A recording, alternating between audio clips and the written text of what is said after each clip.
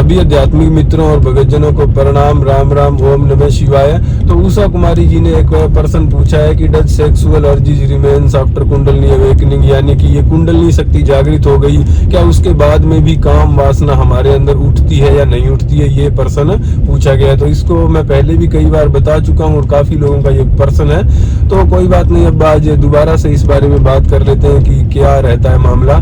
तो पहली बात तो ये है कि हाँ भाई, ऐसा हो सकता है, बिल्कुल कुंडलिनी जागृत होने के बाद भी काम वासना आपके अंदर उठ सकती है। तो ये एक बिल्कुल नॉर्मल बात है, इसमें कोई दिक्कत की बात है नहीं। और दूसरा ये भी समझ लीजिए कि कुंडलिनी जागृत होने से मतलब आपके शरीर में, आपके अंगों में कोई खराबी थोड़ी आती है। उनके अंदर तो अगर कोई खराबी हो तो वो खराबी सही बेशक हो सकती है। तो ऐसा बिल्कुल नहीं है कि आदमी कोई नपुंसक हो जाएगा या इस तरह से कुछ हो जाएगा, तो ऐसी भी कोई बात नहीं होती है।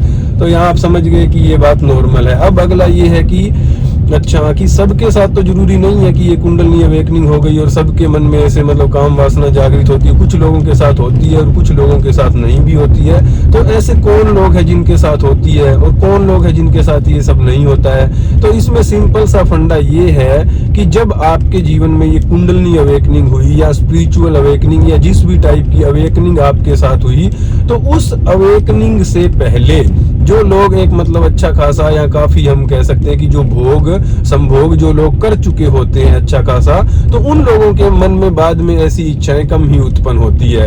और जो लोग मतलब जिन्होंने पहले से ऐसा किया नहीं होता है, जो मतलब जवान लोग होते हैं, लड़के लड़कियां जिनकी कुंडलिनी अवेकनिंग हो जाती है, तो पहले से उन्होंने इतना किया नहीं होता है, तो फिर क्या है कि उनके मन में ये इच्छाएं उत्पन्न होती है क्योंकि उन्हें अभी पता नहीं है। तो पहले वाले केस में क्या होता है कि जो लोग कर चुके होते हैं उन्हें पता होता है कि ना, उन्हें पता लग जाता है कि भाई अच्छा ये मतलब सेक्स वगैरह के अंदर ये आनंद है और ध्यान के अंदर ये आनंद है। तो इससे क्या है कि उनके माइंड में क्लियरिटी आ जाती है कि किस में क्या आनंद है। उन्हें पता लग जाता है ना कि ये जैसे काम वासना, तो आप मान लो कि गाजर का जूस है, और जो आपका जो ध्यान से जो आनंद मिलता है उसको आप अनार का जूस मान लो। तो उनके माइंड में तो क्लियरिटी हो जाती है, जो लोग पहले कर चुके होते हैं कि ठीक है ये है, तो इसलिए बाद में उनके मन में कम ही ऐसी इच्छाएं उत्पन्न होती है। जबकि दूसरी तरफ जिन लोगों ने नहीं किया होता है, तो उन लोगों ने अब अनार का जूस तो पी लिया, उन्हें पता लग गया कि ध्यान में क्या है, लेकिन फिर भी वो ऐसे देखते रहते हैं कि वे गाजर वाली इस गिलास में पता नहीं क्या है, कि काम वासना में पता नहीं क्या होता होगा, क्या ऐसे है। तो इसलिए उनके मन के अंदर ऐसी बातें उठती रहती है। अब इस बात को मैं आपको जो है एग्जाम्पल से भी बता सकता हूँ कि एग्जाम्पल आप इसमें ले सकते हैं, दो एग्जाम्पल, दोनों अलग अलग तरीके के मैं आपको एग्जाम्पल दूंगा। तो एक एग्जाम्पल आपके सामने है महात्मा बुद्ध का। ठीक है, महात्मा बुद्ध अब क्या है कि उन्होंने तो सब कुछ पहले से ही कर लिया था, घर परिवार और बीवी बच्चे और राजमहल और सारी उनके पास सुख सुविधाएं थी, और बाद में उनकी आप कह सकते हैं कि अवेकनिंग हुई या उनका जो बाद में इनलाइटनमेंट हुआ। तो उसके बाद में भगवान बुद्ध तो फिर कभी उस रास्ते पर गए नहीं, क्योंकि उन्हें पता ही था कि पहले जो था उसमें तो कोई सार है नहीं, और ध्यान के बाद में जो मिला उसके अंदर उनका मन लग गया। तो वो तो ठीक है, वो एक केस हो गया। अब दूसरा क्या हुआ, दूसरा हो गया स्वामी विवेकानंद का। तो स्वामी विवेकानंद के साथ क्या था कि उन्हें मतलब उनके गुरु थे, उनको मतलब वो समाधि वगैरह में पहुंच गए, शक्तिपात हो गया, सब कुछ हो गया, ठीक है। परंतु वो जैसे मतलब जवान ही थे जब उनके साथ ये हुआ, उनकी तो कोई शादी वगैरह हुई नहीं थी। तो उनके मन में ये था कि भी ये क्या चीज होती है और कैसे होती है। तो इसके लिए फिर स्वामी विवेकानंद ने इस ज्ञान को प्राप्त करने के लिए वो, जैसा वो कहानियों में बताते हैं कि रामकृष्ण परमहंस भी वहीं थे, तो स्वामी विवेकानंद जो है कोठों पर जाने लग गए थे, क्योंकि वो इस चीज को जानना चाहते थे। तो जो उनके दूसरे भाई बंधु शिष्य थे, उन्होंने रामकृष्ण परमहंस को बताया कि भैया आपका चेला तो आजकल दूसरे ही ब्रह्म ज्ञान के अंदर उलझा हुआ है, ये क्या बात है। तो रामकृष्ण परमहंस ने उनको कोई रोका नहीं, क्योंकि उनको पता था कि भाई एक नॉर्मल बात है, विवेकानंद को इसका नहीं पता है, तो इसको मतलब जान लेने दो अच्छे से, भाई इसको जानकारी हो जाए तो उसके अंदर क्या दिक्कत है। तो फिर उन्होंने रोका नहीं, और फिर स्वामी विवेकानंद को वो ज्ञान जल्दी ही प्राप्त हो गया। और उसके बाद में तो आपको पता ही है कि वो कितने बड़े ब्रह्मचारी थे, कि वो विदेशों तक गए, और ऐसी ऐसी घटनाएं हैं कि उन्होंने बिल्कुल इस चीज का त्याग ही कर दिया। तो बाद में उनको वो ज्ञान हो गया। तो इसलिए आपने दोनों तरह के एग्जाम्पल देख लिए कि ऐसे भी लोग होते हैं जो पहले जिन्होंने कुछ नहीं किया होता है, तो फिर उनके मन में क्या है कि ये इच्छाएं होती है, एक उत्सुकता होती है कि क्या चीज है। और जो लोग पहले कर चुके होते हैं उनके माइंड के अंदर तो क्लियरिटी आ जाती है, तो उनके मन में तो कभी कभार बहुत थोड़ा ही ऐसा कोई विचार उठता है, ठीक है।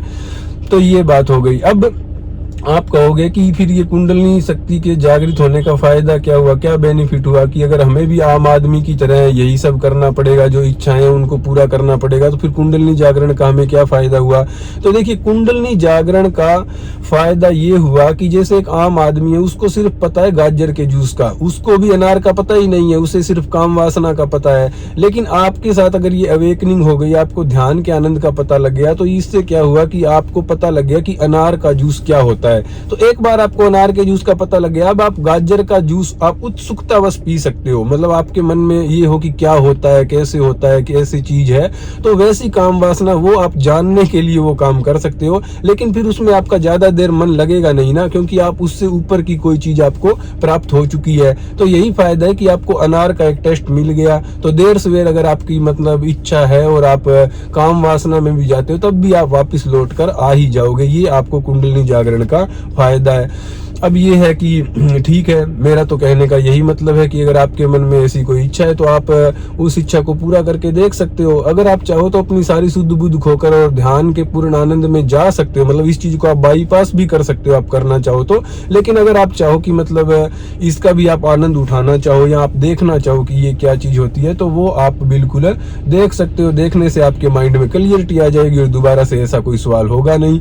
लेकिन इसमें फिलहाल ये एक ध्यान रखने की बात इसके अंदर यही है कि जैसे अब स्वामी विवेकानंद थे, जैसे कि अब मैं हो गया, अब हम तो हैं भाई मलंग, हम तो घूम रहे, हमें तो कोई टेंशन है नहीं, ठीक है, जहां भी मिले जो भी मिले हम तो कुछ भी कर ले, टेस्ट कर ले। लेकिन अब जैसे ये लड़की ने सवाल पूछा है, तो अब उसको मैं ये थोड़ी राय दूंगा कि भाई आप भी कोठे पर जाने लग जाओ। तो वो अपना मतलब आप देश काल और परिस्थितियों के हिसाब से देख लेना, क्योंकि ये एक इमोशनल चीज होती है ना, ये औरतों और लड़कियों के लिए। हमारा तो क्या है, कहीं भी मतलब आदमी इतना इमोशनली कनेक्ट नहीं होता है, तो आप कहीं ऐसी जगह पर मतलब अपना सेफ्टी, सिक्योरिटी, अपना देश काल, परिस्थितियां, वो चीज अपनी दिमाग में रखें। मेरा तो कहने का यही है कि इसमें कोई पाप पुण्य की बात नहीं है। अगर आपके मन में मतलब ऐसी बात है तो आप उसको मतलब देख लेंगे, तो फिर आप उससे आगे बढ़ जाएंगे, तो इसमें कोई बड़ी बात है नहीं। उम्मीद है कि आपको इस विषय पर क्लियरिटी आ गई होगी। और फिर भी आप अगर पर्सनली मुझसे मेरा ही पूछना चाहो, तो भाई मेरी बात ऐसे है कि मैं भी पहले इन सब चक्करों में ज्यादा था नहीं। मैं भी नाथ योगी बनता था कि सारी एनर्जी ऊपर चढ़ा लूंगा, चक्रों को जागृत कर लूंगा, काम वासना में क्या है,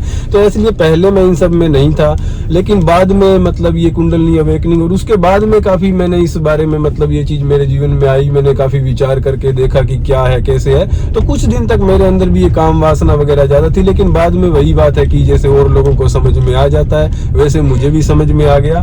तो अब फिलहाल मुझे तो ऐसी कोई दिक्कत है नहीं काम वासना वाली। लेकिन हाँ, वैसे मतलब जैसे हर एक संत का अपना स्वभाव होता है, कुछ अलग रहते हैं, कुछ अकेले, तो मतलब अपना अपना सबका टाइप हो जाता है ना। तो मैं कहीं ना कहीं प्रेम प्यार वाले मामले में हूँ, जैसे शिव और शक्ति, शिव पार्वती, क्योंकि हम भगवान शिव की पूजा ही करते हैं। तो इसलिए ऐसा नहीं है कि मतलब इस चीज को छोड़ दो, औरतों को अलग या आदमी अलग रहे, औरत अलग रहे, मतलब साथ में रहते हैं तो वो भी एक मतलब प्रेम से रहे, तो वो अच्छी बात है। और मेरा तो जो पर्सनली रुझान है वो उस तरफ ही है। लेकिन ये काम वासना वगैरह इन सब चीजों से एटलीस्ट मैं ऊपर उठ गया, सामने आई भी थी और फिर उस चीज का ज्ञान भी हुआ और उनसे ऊपर भी उठ गया।